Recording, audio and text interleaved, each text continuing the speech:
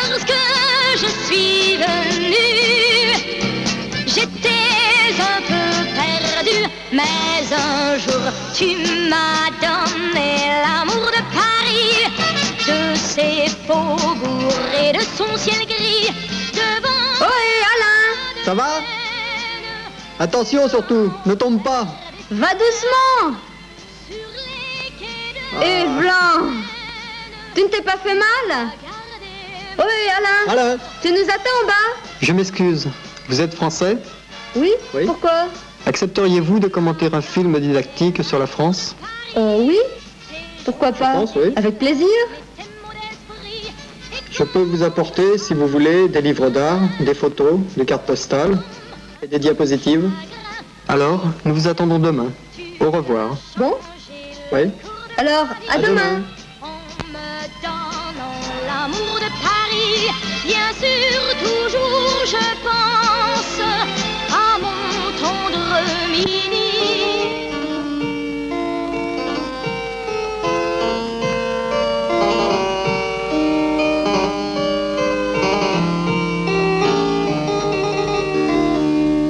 Bonjour. Nous sommes très contents de vous voir chez nous. Installez-vous, je vous en prie. Oh, mais je vois que vous êtes chargé. Vous avez beaucoup de livres, de diapositives, de journaux. Ce sera certainement très intéressant pour nos étudiants. Vous nous montrerez tout cela. Mais tout d'abord, pourriez-vous vous présenter, s'il vous plaît? Je m'appelle Martine. Il y a 2 mois que je suis arrivée à Moscou pour y faire un stage de langue russe. À Paris, je suis étudiante à l'université de Vincennes. Ah oui, c'est la fameuse université qui a été créée après les événements de mai 68. Oui, c'est ça. J'y fais de l'économie. Il n'y a que 2 mois que je suis arrivée ici, mais Moscou me plaît énormément. C'est formidable. Bien sûr, Paris me manque souvent. Attends, laisse-moi me présenter. Je m'appelle Bernard, j'ai 25 ans. Je suis né en Bretagne et c'est là que j'ai passé mon bac au lycée de Brest. Puis je suis allé à Lyon pour y faire des études de physique à la faculté de sciences. J'aime beaucoup Moscou, où j'ai déjà passé 1 an. La ville me plaît, mais je m'ennuie souvent de la France. Bon, on y va? D'accord. Commencez.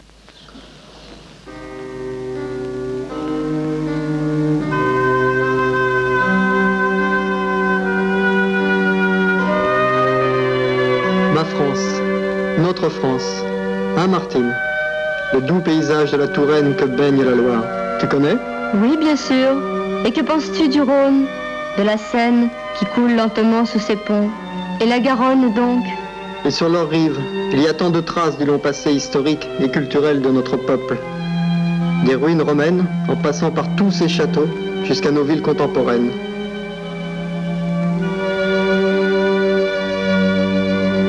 Orléans, Strasbourg, par exemple. Regarde ce contraste. La cathédrale du Moyen-Âge et à ses pieds, un tapis d'automobile. La France est un pays relativement peu étendu.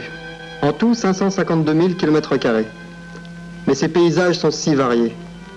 Des gorges du Tarn aux plateaux monotones et arides du Massif central. Les Alpes aux neiges éternelles. Nous avons tout de même un des plus hauts sommets de cette chaîne, le Mont Blanc. Des mers, nous en avons 4. La mer du Nord, l'océan Atlantique, la Manche, la Méditerranée. Tiens, je suis sûr que ce bateau va à Marseille. Marseille, un port avec sa vie bouillonnante, l'activité incessante des dockers qui chargent et déchargent des cargos venus du monde entier. Ces ouvriers, au visage franc et souriant, burinés par l'air marin, ils ont de solides traditions de lutte. Tu te souviens, Bernard, de leurs camarades aînés qui refusaient de charger des armes destinées à assassiner le jeune pouvoir des soviets? À Marseille, tout le monde a l'accent chantant du midi. Et sur le marché, quel bruit, quelle animation, tu entendrais ça un peu? D'ailleurs, il est facile de distinguer un Toulonnais ou un Marseillais, soit un habitant du Midi, de ceux qui habitent Lyon ou Clermont-Ferrand, par exemple, le centre de la France. Quant aux Parisiens, inutile de dire qu'on peut les reconnaître au premier coup d'œil. Ça, c'est vrai. Montrez Paris, s'il vous plaît. Paris, dans chaque faubourg, le soleil de chaque Bonjour Paris. journée. Paris, ce n'est pas toute la France, mais c'est son cœur. Le peuple parisien l'a bien souvent montré au cours de l'histoire. Cette histoire, si riche en événements, a commencé ici, dans l'île de la Cité.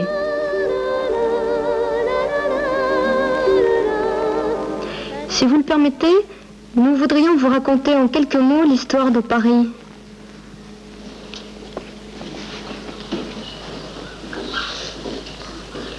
Du haut de la butte Montmartre, on découvrait le paysage que montrent ces gravures. Elles nous donnent une idée de ce qu'il était au XIVe, XVIe et XVIIIe siècle.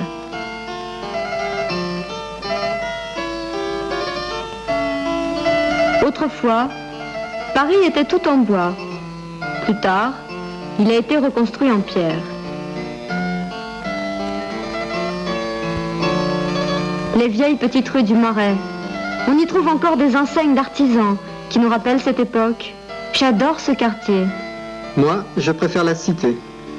Notre-Dame, c'est le cœur de la France, son cœur géographique, physique, puisque toutes les grandes routes y convergent et que toutes sont mesurées à partir d'ici.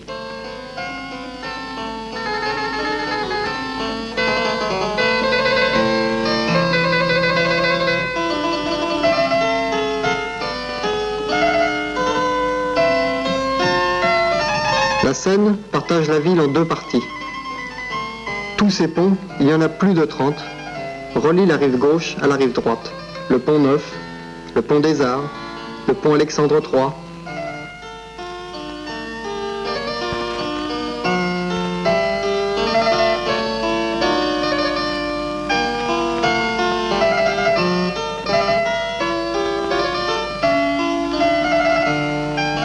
J'aime aussi me promener le long des quais de la Seine. Au bord de l'eau, on rencontre toujours des jeunes, surtout des étudiants. Ils se retrouvent là pour bavarder, discuter, casser la croûte à l'occasion. Que j'aime flâner en m'arrêtant devant les bouquinistes. On y trouve tout ce que l'on veut.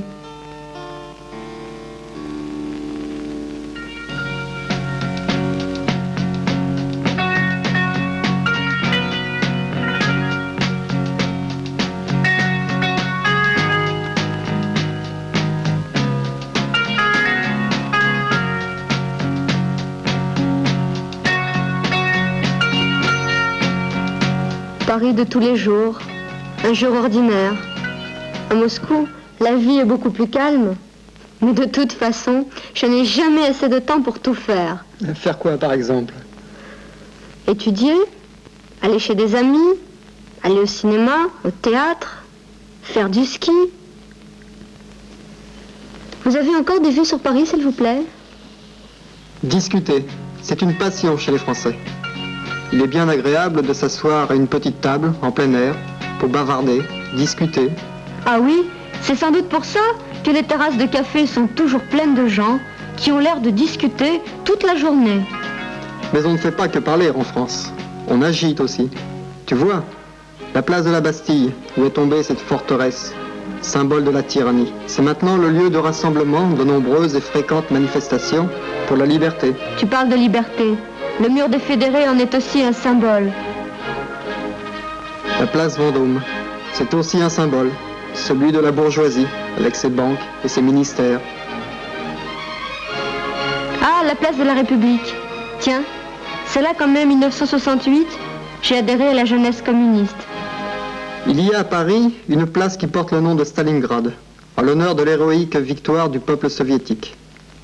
À l'occasion du 8 mai, anniversaire de la libération de la France, il y a souvent eu des rassemblements de ce genre où se mêlent les anciens résistants et leurs jeunes camarades qui n'ont pas connu la guerre, mais n'oublient pas.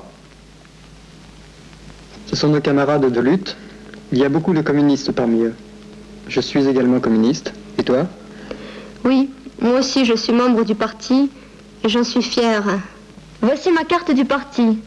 C'est celle de 1976. Chaque année, les cellules organisent une réunion de remise des cartes.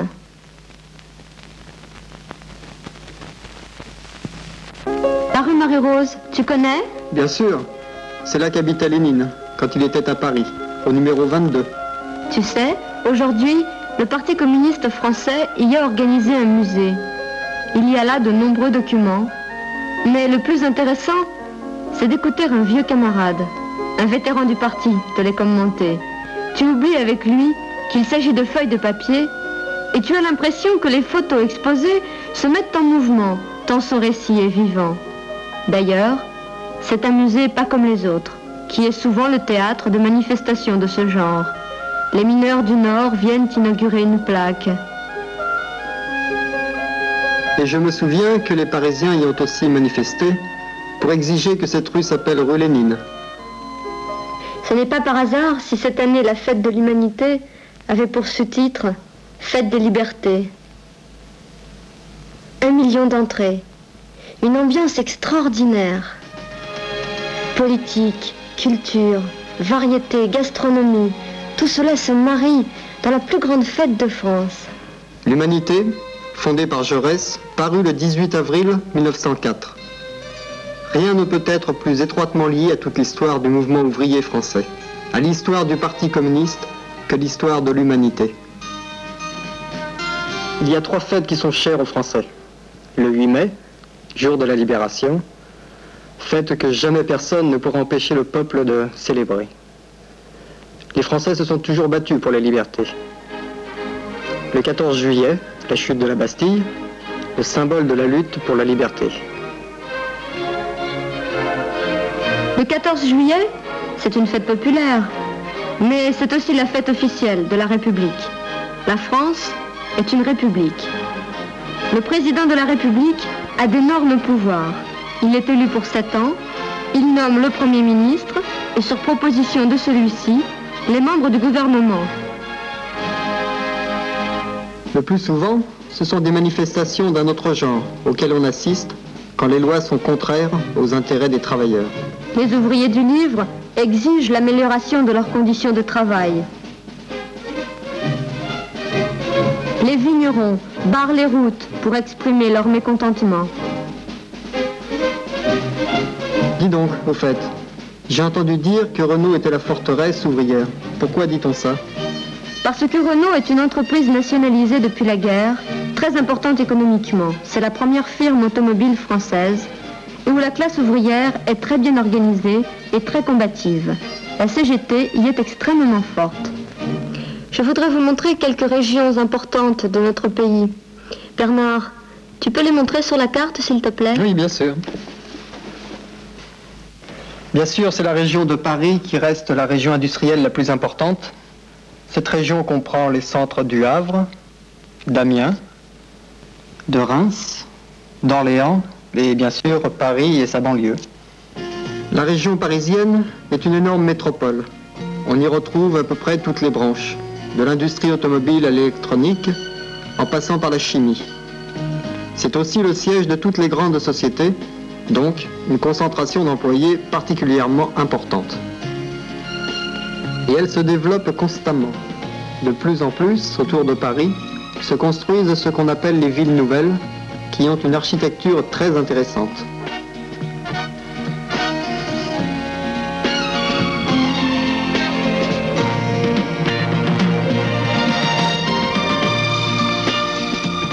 Le nouvel aéroport de Roissy, en France, n'est qu'à 25 km de Notre-Dame. C'est le plus grand de France. Il pourra recevoir jusqu'à 40 millions de passagers en 1980. Il s'étend sur un immense territoire et pour que les passagers n'aient pas trop à marcher, les couloirs sont équipés de trottoirs roulants. Pour relier les centres de la région parisienne à la capitale, on crée de nouveaux modes de transport, comme par exemple ce turbotrain qui relie Paris à Orléans à une vitesse de 330 km/h. Voici l'autoroute du Soleil, menant de Paris à la région de Fos-Marseille. C'est là qu'on crée, à proximité du port de Marseille, un gigantesque complexe métallurgique et chimique. C'est un des domaines les plus importants de la coopération franco-soviétique.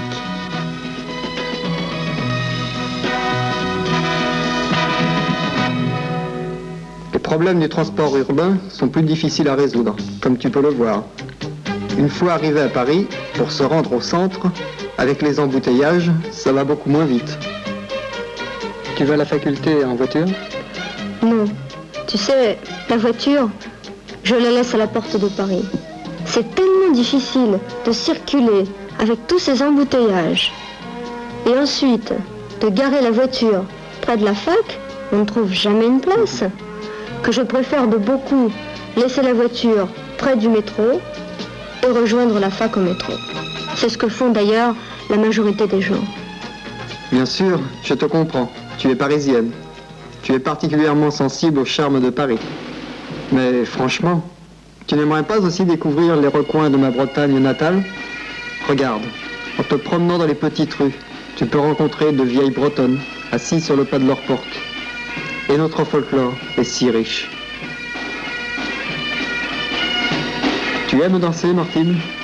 Oui, bien sûr, j'aime danser. Je peux te montrer une danse nationale de notre pays. Il n'y a pas que le folklore breton qui soit riche. Le festival de danse folklorique de Nice est un spectacle passionnant. On a presque envie de se mêler à eux dans ces farandoles endiablées.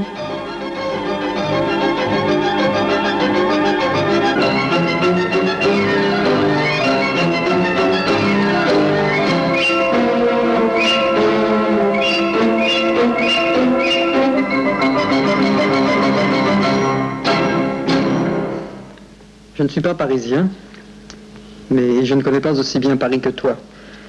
Pourtant, j'y vais plusieurs fois par an, mais je t'assure que même en y passant plusieurs semaines, je n'ai pas encore trouvé le temps de tout voir. Bon, mais même si tu viens à Paris, ne serait-ce qu'un jour, il faut absolument visiter le Louvre. Je voudrais vous montrer quelques diapositives sur ce musée.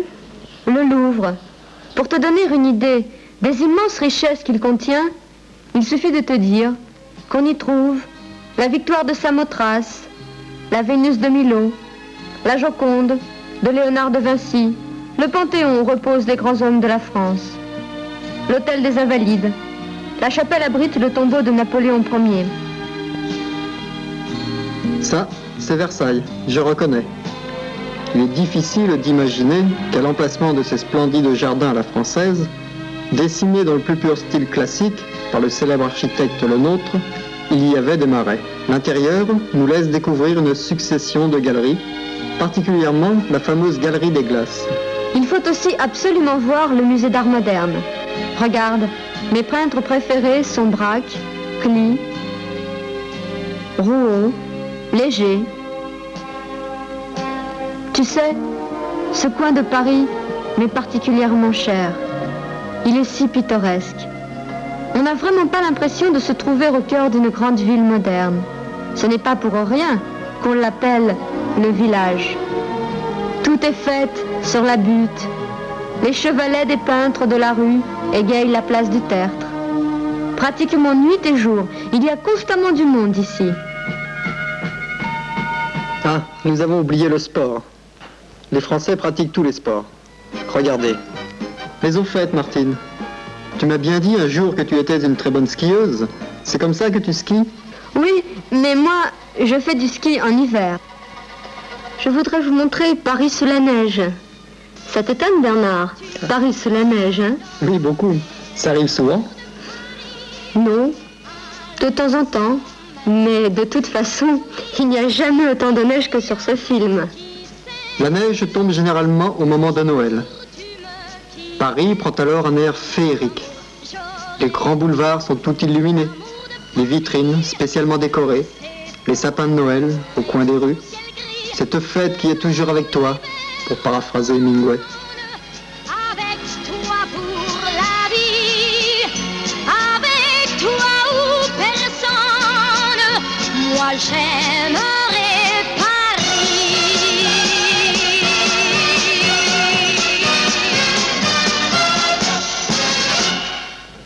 Et nous aurions encore tant de choses à vous dire.